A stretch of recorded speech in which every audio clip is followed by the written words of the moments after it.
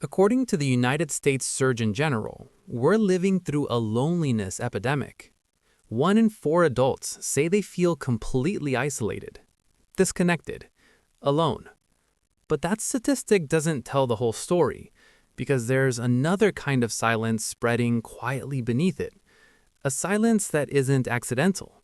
A silence that is chosen. Maybe you know exactly what I'm talking about.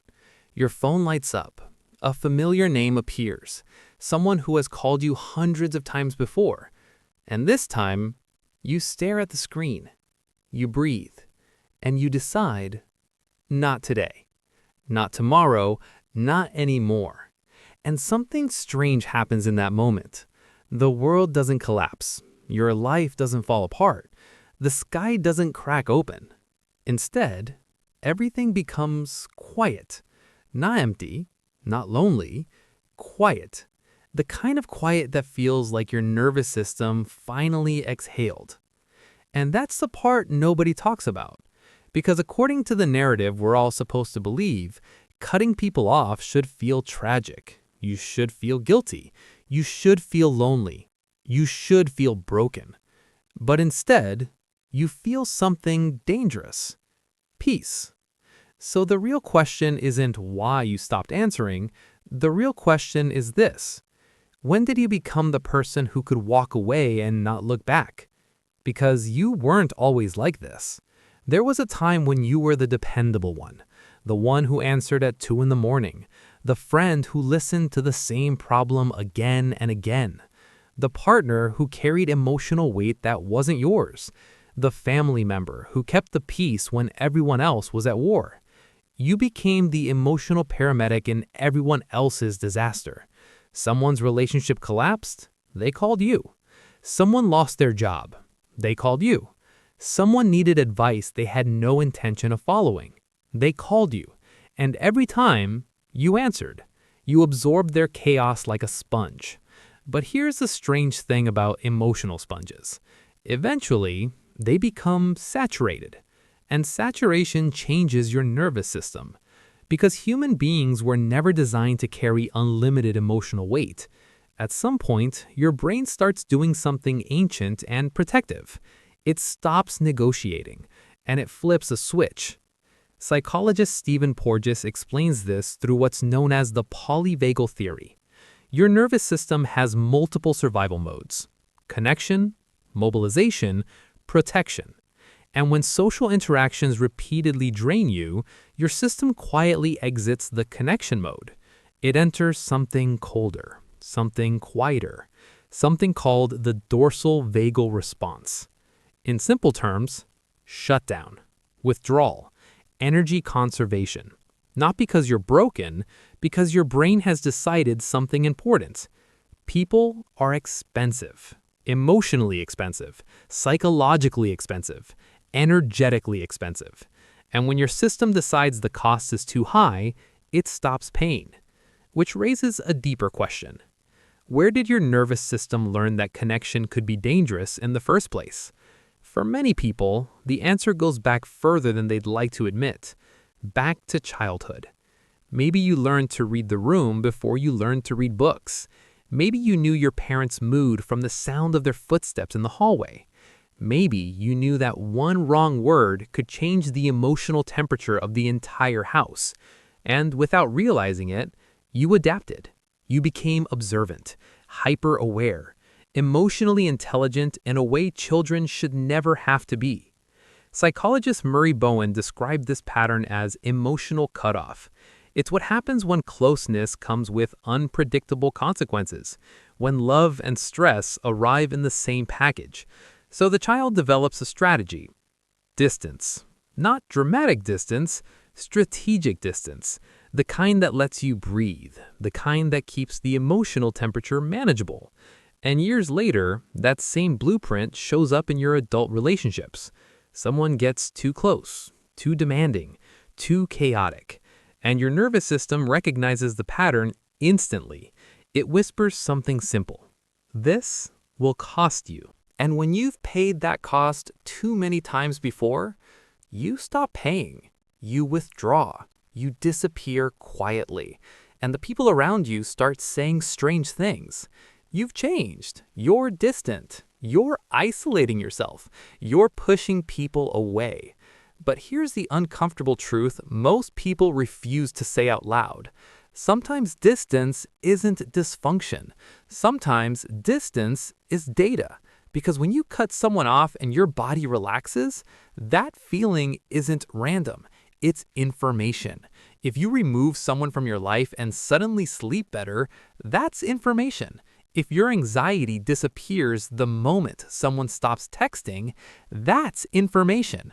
But now we run into a dangerous paradox, because not all isolation is healthy. According to the Centers for Disease Control and Prevention, prolonged social isolation increases your risk of heart disease by nearly 30%. Stroke risk rises too. Human beings are wired for connection. But here's the part those statistics rarely explain. The wrong connection can be just as destructive as no connection at all. A manipulative partner, a draining friend, a family member who only contacts you when they need something. Those relationships create a different kind of damage, a slow psychological erosion. And your nervous system can feel that erosion long before your mind understands it, which leads to a critical distinction most people never learn: walls and boundaries. Walls block everyone. They're built from fear. Boundaries are selective. They're built from awareness. Walls say, no one gets in. Boundaries say, not everyone deserves access. And when you cut someone off and felt relief, you weren't isolating yourself. You were drawing a line, which raises the most important question of all. Who actually deserves access to your peace? Because if you're honest with yourself, you've known the answer for a long time. You've been collecting data, watching patterns, seeing behavior repeat. That friend who only calls when they need help, you noticed it months ago. That family member whose compliments always hide criticism, you noticed that too.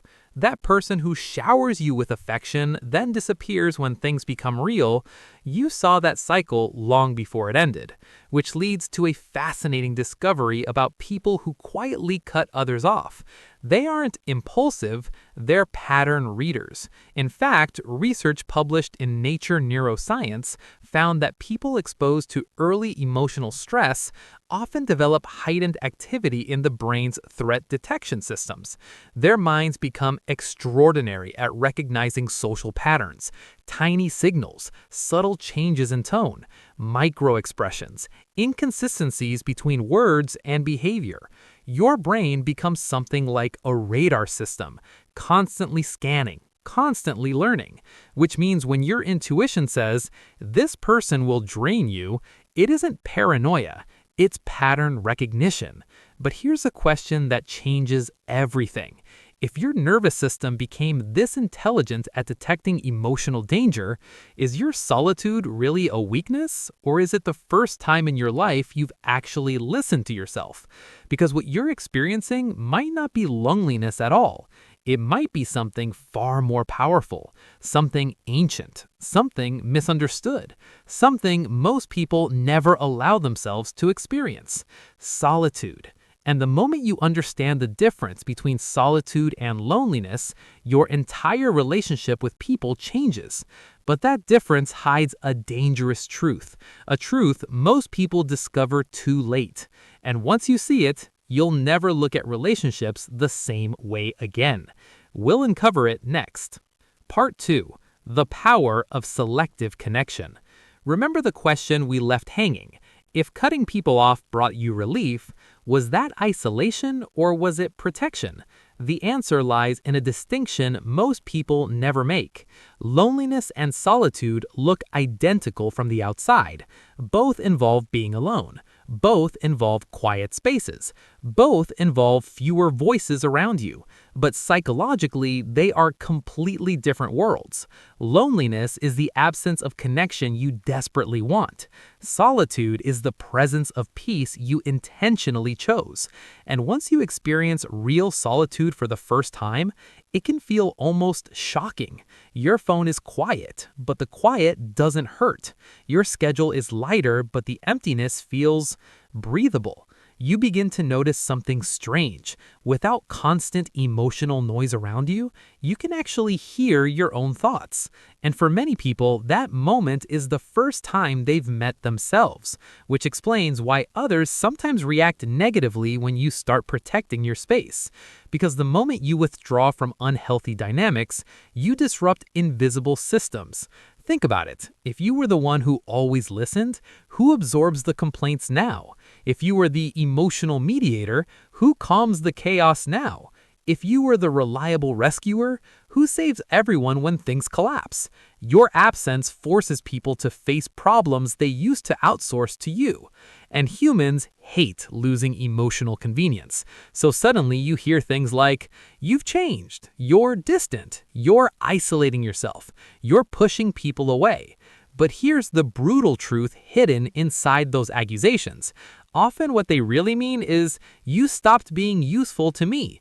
And that realization can be painful because it reveals something about relationships most people avoid confronting. Not every connection is mutual. Some are economies, emotional economies. Energy flows in one direction, support flows in one direction. And once you stop supplying that energy, the relationship collapses, which is why walking away can feel both peaceful and unsettling at the same time. Peaceful because the drain stops, unsettling because illusions disappear. But here's where things become fascinating. People who develop strong pattern recognition often become incredibly selective about who they allow into their lives. They're not antisocial, they're intentional, which brings us to something discovered in one of the longest psychological studies ever conducted. For more than 75 years, researchers at Harvard University tracked thousands of lives in what became known as the Harvard Study of Adult Development. They measured careers, health, income, family structures, everything. And after decades of data, one conclusion stood above everything else. Happiness wasn't determined by how many people someone knew. It was determined by the quality of a few relationships. Not hundreds of contacts, not endless social interaction. Just a small circle of genuine connection. People who show up consistently. People who respect your boundaries. People who don't treat your empathy like a resource to mine. And suddenly, the idea of a small circle doesn't look like failure. It looks like clarity. Because a small circle requires something most people never develop: discernment. The ability to ask difficult questions. Does this person respect my energy? Do they show up when it matters? Do they bring peace or chaos? And most importantly, do I feel calmer after spending time with them or more exhausted? Your nervous system always answers that question honestly, even when your mind tries to rationalize. But here's the paradox that surprises people who begin living this way. Once you stop chasing connection, better connections often appear. Why? Because boundaries filter your environment. People who relied on your endless availability disappear, but the rare ones who respect your limits remain. And those relationships feel different, quieter, more stable, less dramatic. There are fewer crises, fewer emotional storms, more conversations that actually matter, which leads to a final realization most people never reach. Peace isn't something you discover by accident. It's something you defend. Every relationship you allow into your life either strengthens that peace or slowly erodes it. And once you understand that, your decisions become clearer. You stop asking, "Will this person like me?" And you start asking, "Does this person belong in the life I'm building?" That single shift changes everything, because suddenly connection becomes intentional, selective, earned. And in a world where everyone feels pressured to stay connected to everyone, that kind of clarity is rare, almost rebellious. But remember the moment we started with. The moment your phone lit up, a name appeared, and instead of answering, you chose silence. At the time, it might have felt like a small decision, just one missed call, just one ignored message. But in reality, that moment marked the beginning of something powerful. You stopped abandoning yourself to keep everyone else comfortable. You stopped treating your energy like an unlimited resource. You stopped confusing access with love.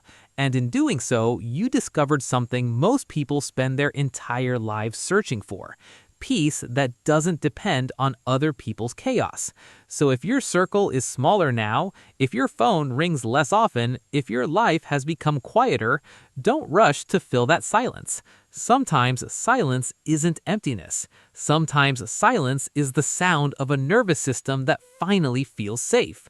And if you're one of the people who chose that path, who chose boundaries over burnout, who chose solitude over emotional noise, then you're not broken, you're not cold, you're not incapable of connection. You simply learned something many people never do. Not everyone deserves access to your